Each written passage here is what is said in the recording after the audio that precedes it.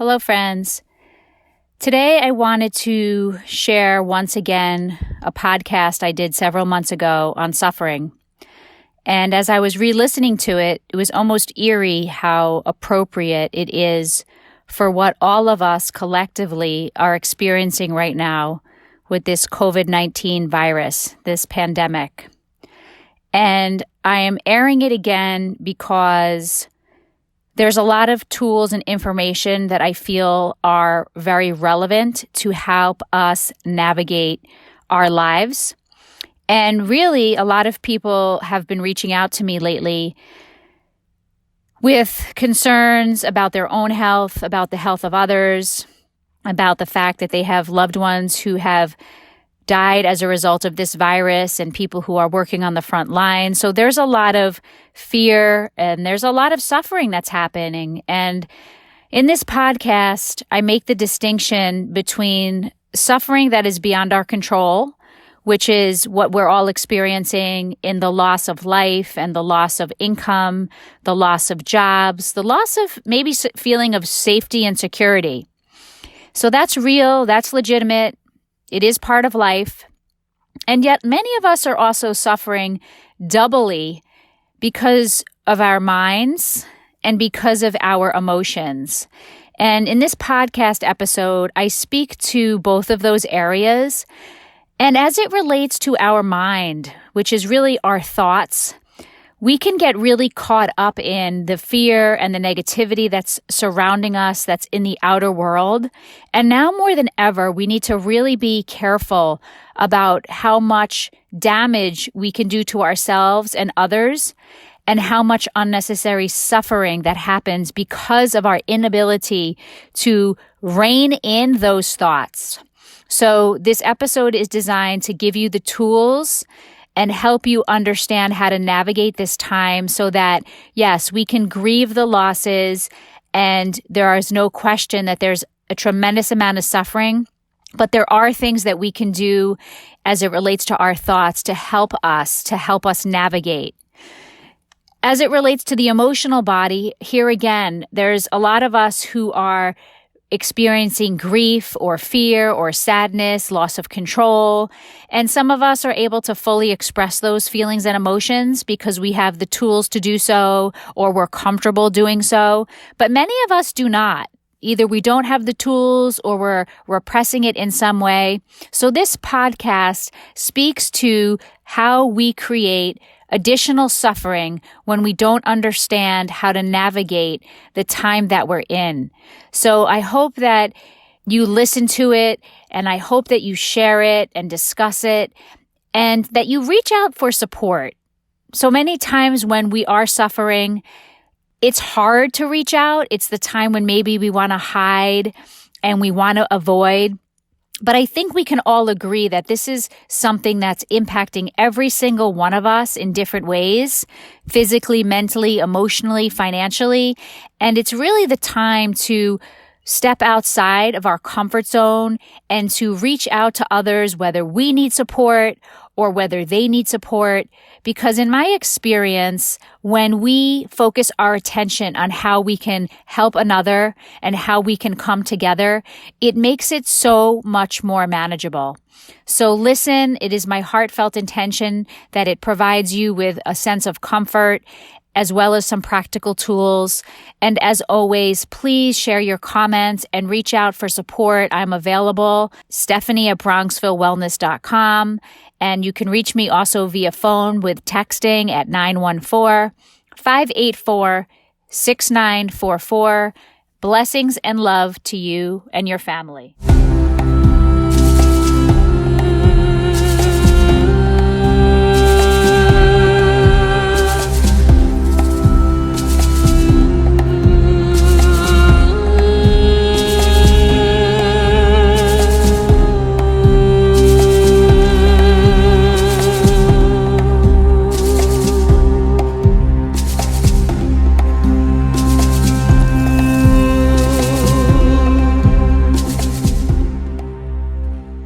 I'm Stephanie Filardi.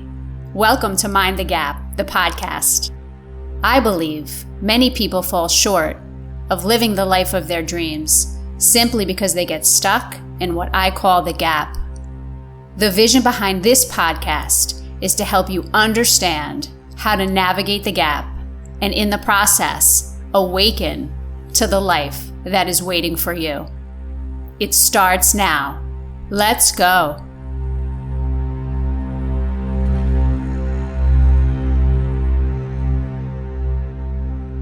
Welcome, friends. Thank you for joining.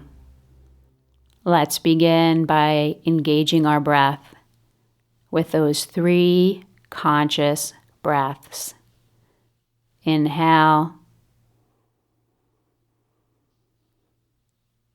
Exhale, let everything go.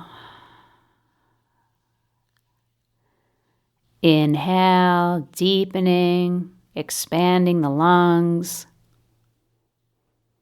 Exhale, release, let go. And one more time, big breath in, filling up, expanding the lungs. Exhale, release, surrender, let it go. And then taking a moment to just doing a scan of the inner body, noticing where there's energy, noticing if there's any contraction anywhere in the body, and see if you can just release a little bit. So if there's tension anywhere or contraction, send your breath there, maybe move a little bit, and really allow yourself the opportunity as you listen to be present and to receive. Today's topic is suffering, another juicy one. Right up there with spiritual awakening. So, why am I talking about suffering? I'm speaking about it today because many of us encounter suffering at some time in our life to some degree. There's suffering that's outside of our control, so things that happen in life that are beyond our control, loss, trauma, devastation. And then there's suffering that is within our control. And it is the suffering that is within our control that I would like to speak about today. As I'm speaking, I'm wondering already if you're getting information, if there's things popping into your consciousness, into your awareness about suffering. Maybe it's your belief on suffering. Maybe there's an area of your life where you feel like you are suffering, right? So suffering can show up in the physical world, right? So our physical body, the stuff that we deal with on the physical plane, could be mental, emotional, financial, spiritual. So today I want to talk specifically about mental and emotional suffering, since then those tend to be 2 of the major ones we experience and impact all the other ones, right? So something the Buddha taught us. The Buddha, contrary to popular belief, did not teach us how to be enlightened. The Buddha taught us how to deal with human suffering. The Buddha taught us how to deal with human suffering, which means that it's inevitable at some point in time. So I will begin by talking about mental suffering. What do I mean by mental suffering? Basically, this comes down to our thoughts. Right? Some of us have compulsive, involuntary thoughts. We're addicted to thinking. Our thoughts wake us up at night. They cause worry. They cause turmoil in our body. They distract us. They drain us. So the first area of suffering, mental suffering, most of this we do to ourselves, and we don't even realize it. Now, having said that, I will say that some of us don't yet realize that anything we take in, so a book we read, music we listen to, a TV show or movie we watch, conversations we have with other people, everything that we take in, information, has an impact on our energy body, has an impact on how we feel. So we might not even realize the connection between I turned on the news, or I read the newspaper, or I engaged with this person who typically is negative, and now I feel kind of bad. We might not realize the suffering that we constantly put ourselves through by basic things we do every day. As I've shared in the past, I have made the conscious choice not to watch the news and not to read the newspaper. It does not serve me. And quite frankly, if I did, I would not want to get out of bed because I would be fearful and contracted, thinking we were living in a terrible world. And I don't believe that. I believe we're living in a benevolent world. So, mental suffering. The next is emotional suffering. What do I mean by emotional suffering? So this, I like to say that there's a spectrum here. And on one end of one extreme, we're volatile, we're explosive, we attack, we're angry. On the other end of the spectrum, we're repressed. So we keep it all in, which builds what over time? Resentment. When we repress it, we build resentment. And then we either become depressed or we might go to the other end of the spectrum, which is we might explode and become volatile, right? And oftentimes when we're suffering emotionally and we're repressing and the resentment builds, often the resentment builds toward ourselves. So we may think and feel that we resent the, quote, other person or situation, or in some cases, life itself. But really, on a deeper level, we are resenting ourselves. Why is that? Well, because in some way, we are not honoring a part of ourselves. So something is trying to wake us up. Something is trying to get our attention. And as I've shared in a previous episode, when we wake up in the middle of the night because of our thoughts or because emotionally there's something off, something is trying to get our attention. So there's some suffering that's happening, right? So it's important, as I spoke about in the Spiritually Awakening podcast, to realize and to accept the possibility, minimally, that often we are the cause of our own suffering. So why would we do this, right? Why? You know, some of you might be thinking, absolutely not. That's crazy. Why would I do that? Well, I think a lot of it is unconscious, meaning a lot of us have unconscious beliefs and behaviors that we're not even aware of until somebody, usually someone who we are intimate with or in close relationship with, points it out. Right? That's why I say in all relationships, we have the possibility to heal and to grow and to learn if we see them as such. So I don't believe that most of us are walking around wanting to suffer, wanting to have negative thoughts, or wanting to be emotionally out of balance. I think what ends up happening is that we don't realize that part of being human is dealing with life itself, which brings suffering. So unless we have the tools and the practices and the awareness that it's inevitable, we flounder. We make poor choices. We suffer. We stay in the negative down energy. We leak energy. We lose energy. And then we get into that vicious cycle where we become confused and tired or angry, or we lose motivation. And there's another way.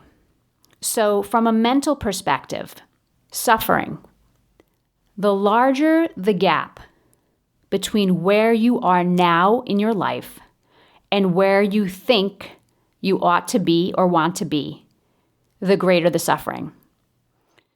I will say that again. When it comes to mental suffering, the larger the gap between where you are now in your life and where you think you ought to be or want to be, the greater the suffering.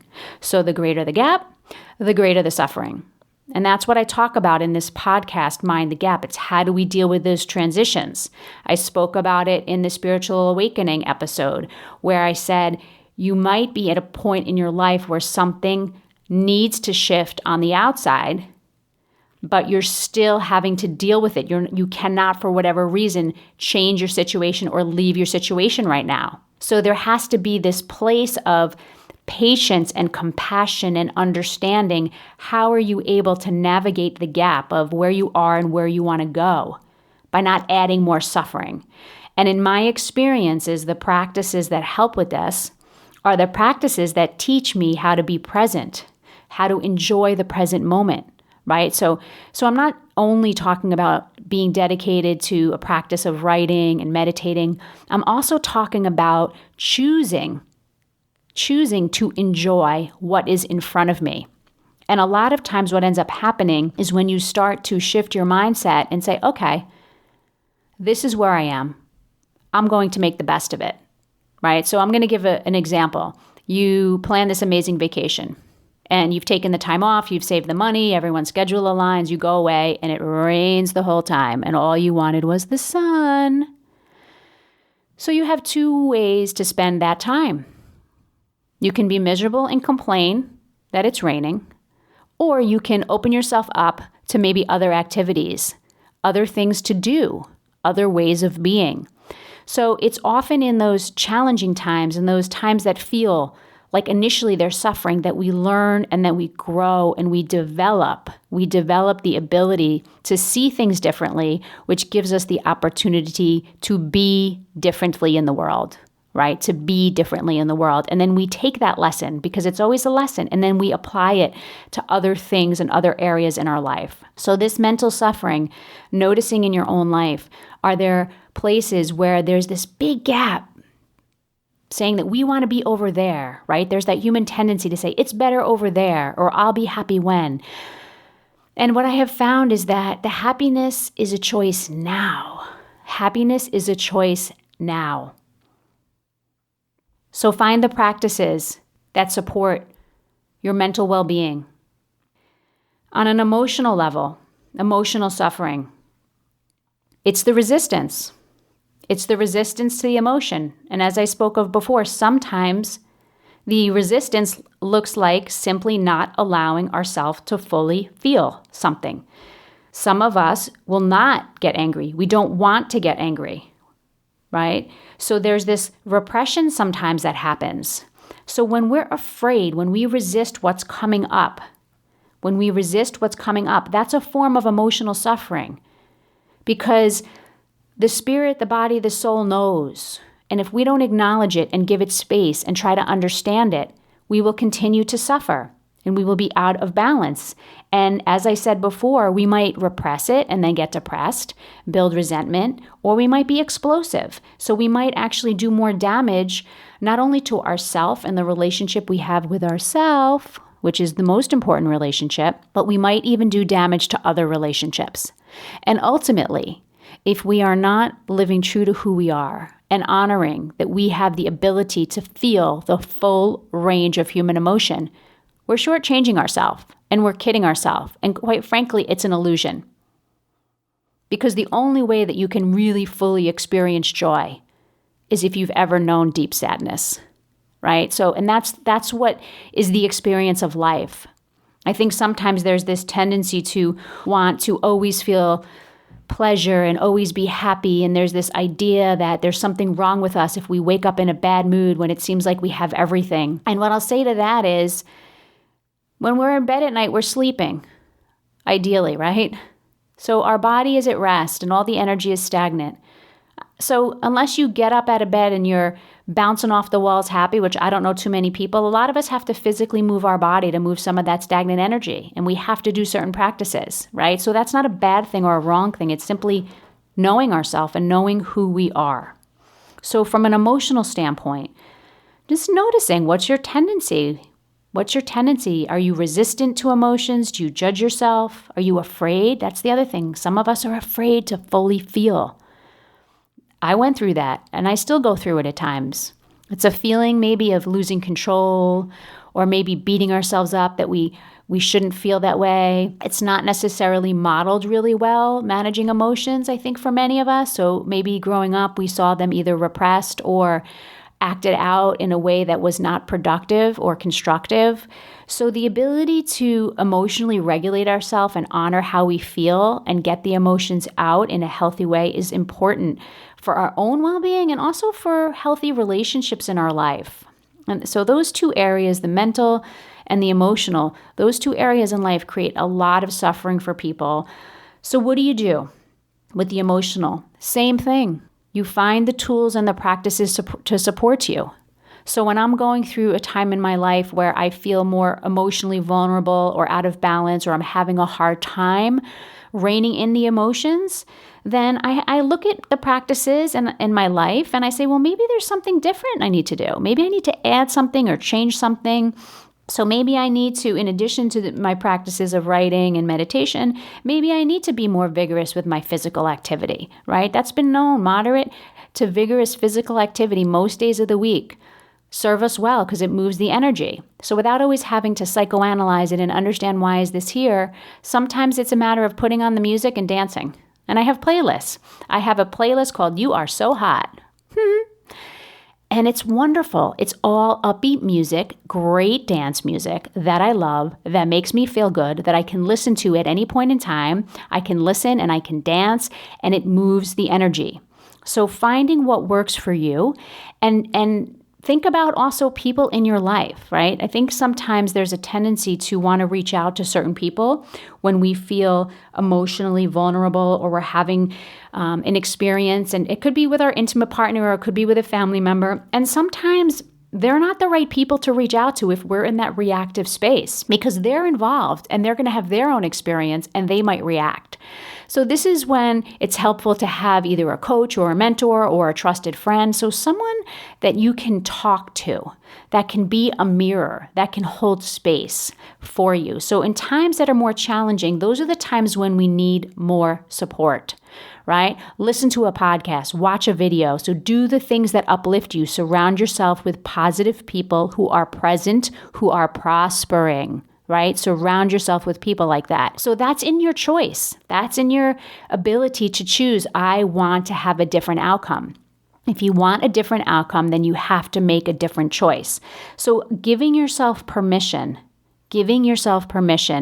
to do what you need to do to take care of yourself. Because life is short and we all deserve to live well, to feel good, to receive the blessings and the prosperity that this universe offers to each and every one of us. There is more than enough to go around. And part of these podcasts are designed to help you retrain your brain so that you can become masters of your mind, so that you can shift when you notice yourself going to that negative place or you notice yourself wallowing in the suffering without beating yourself up or judging yourself, simply making another choice. To stand in the light, to stand in the positive, to stand in the prosperity, and to receive it, because it's possible. Remembering that nothing is wasted, and any suffering that you have endured up until this point in time, and that you will endure, is never wasted because there's always a lesson, there's always growth, if you choose to see it as such. So perhaps over the next few days, reflect on your life, and notice if there's an area where you are suffering needlessly. Notice and then decide what you want to do about it. Maybe it's building a healthier relationship with your thoughts. Maybe it's getting support around how to process some heavy emotions. I can go on and on. For each of us, it's different. What I will say, it's about honoring yourself and remembering that the highest form of spiritual practice is non-judgmental, compassionate self-awareness. The highest form of spiritual practice is non-judgmental, compassionate self-awareness. I support you.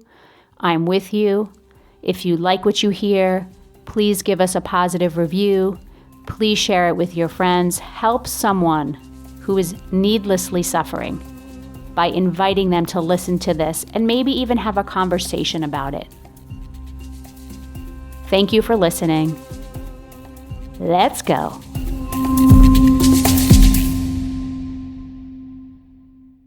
You are so hot. If you find this podcast helpful and if it provokes you in any way, meaning you love what I have to say, or maybe you don't like it because it triggers you, awesome. I've moved something in you, and perhaps you will want to share this with someone else in your life who might be interested in being moved. So you can find us on Apple, on Spotify, iHeartRadio, Google Podcasts. And as always, feel free to share links with people you love, because remember, we are in relationship with each other. So the more that you are present and you invite other people on the journey, the more peaceful world we will live in, because we will be together understanding these concepts.